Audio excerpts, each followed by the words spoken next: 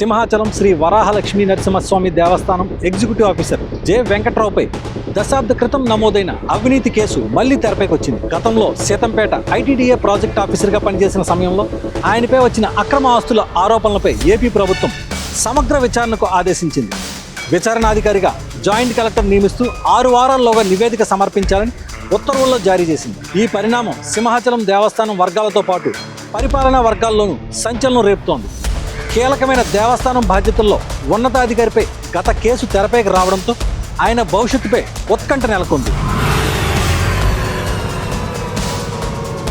Seethampeta ITDA పీఓగా J Venkatrao 2014 నుంచి 2016 వరకు పనిచేశారు.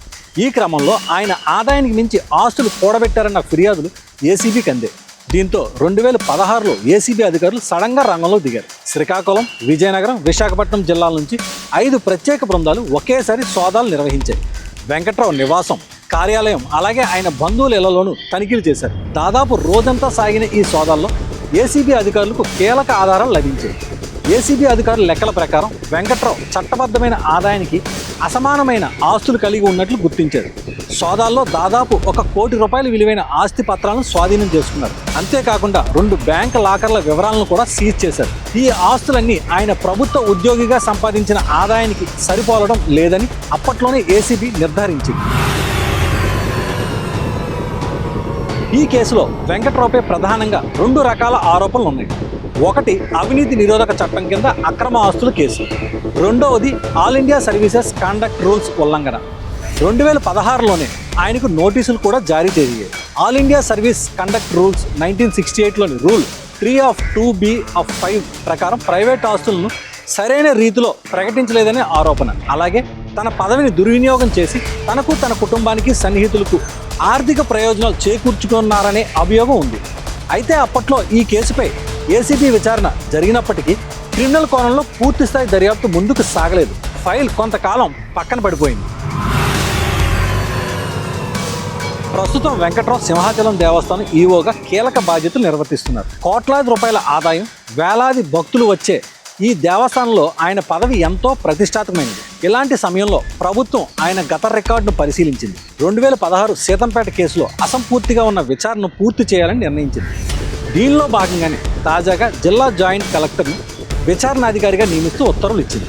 ప్రభుత్వ ఉత్తర్వులో స్పష్టంగా పేర్కొంది, వెంకట్రావుపై ఉన్న అన్ని ఆరోపణలపై సమగ్రంగా విచారణ చేపట్టాలి. ఆస్తులు ఎలా సమకూరాయి, ఎవరి సహకారం ఉంది, నిధుల లావాదేవీలు ఏమిటి అన్న కోణంలో లోతుగా తవ్వాలి. ఈ మొత్తం ప్రక్రియను 6 వారాల్లో పూర్తి చేసి నివేదిక ప్రభుత్వానికి అందజేయాలని ఆదేశించింది. రాజకీయంగా చూస్తే అవినీతిపై ప్రభుత్వం జీరో టాలరెన్స్ విధానం అవలంబిస్తున్నట్లు ఈ చర్య సూచిస్తోంది. గతంలో పక్కన పడిన ఫైళ్లను కూడా తిరిగి తెరిచి పరిశీలిస్తున్నామనే సంకేతం ఇవ్వాలని ప్రభుత్వం భావిస్తోంది. పరిపాలనా పరంగా చూస్తే సింహాచలం లాంటి ప్రధాన దేవస్థానానికి ఈవోగా ఉన్న వ్యక్తిపై ఇలాంటి ఆరోపణలు ఉండటం సరికాదనే ఉద్దేశంతోనే ఈ నిర్ణయం తీసుకున్నట్లు తెలుస్తోంది. దేవస్థానం పారదర్శకత, ప్రతిష్టను కాపాడేందుకు ఈ చర్య అవసరమని అధికార వర్గాలు చెబుతున్నాయి. చట్టపరంగా చూస్తే 2016లో జరిగిన ఏసీబీ ఎంక్వైరీలో కొన్ని అంశాలు మిస్ అయ్యాయనే అభిప్రాయం ఉంది. ముఖ్యంగా ప్రివెన్షన్ ఆఫ్ కరప్షన్ యాక్ట్ కింద క్రిమినల్ విచారణ పూర్తి స్థాయిలో జరగలేదు. ఇప్పుడు జేసీ ద్వారా ఆ లోటును పూడుస్తారని అంచనా. జేసీ ఇచ్చే నివేదికే ఇప్పుడు కీలకం కానుంది. 6 వారాల్లో నివేదిక అందిన తర్వాత ప్రభుత్వం తదుపరి చర్యలపై నిర్ణయం తీసుకుంటుంది. నివేదికలో తప్పు నిర్ధారణ అయితే వెంకట్రావుపై శాఖాపరమైన చర్యలు తప్పవు. సస్పెన్షన్, బదిలీ లేదా డిపార్ట్మెంటల్ ఎంక్వైరీ వంటి చర్యలు ఉండవచ్చు. అవసరమైతే క్రిమినల్ కేసు కూడా రీఓపెన్ చేసే అవకాశం ఉంది.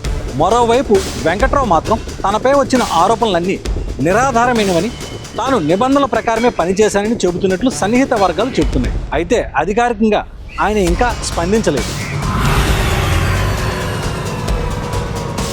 ఈ పరిణామంతో సింహాచలం దేవస్థానం సిబ్బంది, భక్తుల్లోనూ చర్చ జరుగుతోంది. ఏటా లక్షలాది మంది భక్తులు దర్శించుకునే ఈ క్షేత్రంలో పరిపాలనకు ఎలాంటి అంతరాయం కలగకుండా చూడాల్సిన బాధ్యత ప్రభుత్వమే ఉంది. మొత్తంగా చూస్తే 1 దశాబ్దం క్రితం సీతంపేటలో మొదలైన కథ ఇప్పుడు సింహాచలంలో మలుపు తిరుగుతోంది. జేసీ విచారణలో ఏ నిజాలు బయటకు వస్తాయో, వెంకట్రావు భవిష్యత్తు ఏమిటో తెలియాలంటే ఇంకా కొన్ని వారాలు వేచి చూడాల్సిందే.